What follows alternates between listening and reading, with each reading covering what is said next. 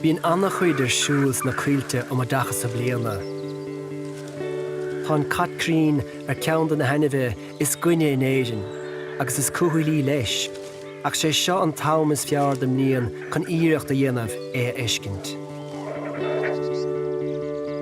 Is títhe is mó a bhíonn siad mó, ach sa táire bíonn éileamh mór ar bhíocha, mar go gcaithfidh siad a glann óga bheith thú.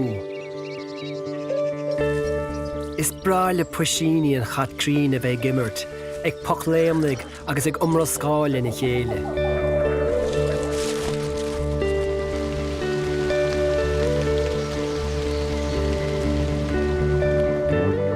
Le ling an táirigh, bhíoh seansa go rairc a gháil ar ceannas na hainmhe is mó a bhair riamh. Na míolta móra na hainmhe is mó sa dáhain, agus tá cósta hir na héireann ar ceanna na háitne is fearr san Eorp chun iad éiscint. Céiteachach an míol mór. Sin grúpa dainmhe ina bhfuil gach sórt míol mór agus an delf agus an bhachmhaile.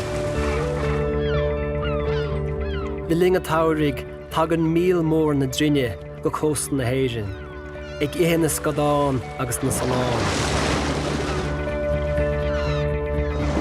Cásach míol mór na drinne go fadar le 6 fhadar déag, agus ní cás a rá gur bíad gleacha na farige iad. Is minic i dhéanann siad bréad seáil, sé sin le rá go léimeann siad a machas an uisce agus go dagann siad an nuas a ríis le slupar slapar mór grí.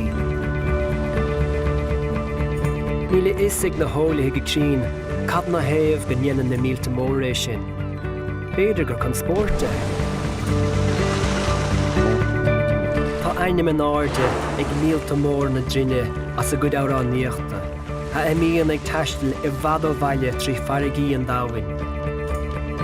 Is dóling go mbíonn siad ag amhráin chun cumarsáidí anamh lena chéile, agus chun páirtithe bheala.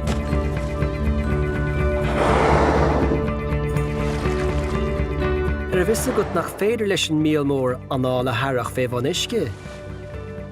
Caiith siad teacht ar bhar uisce chuige, agus is tríd an páil séite ar bhaithis a glín a thargaíonn siad an anál.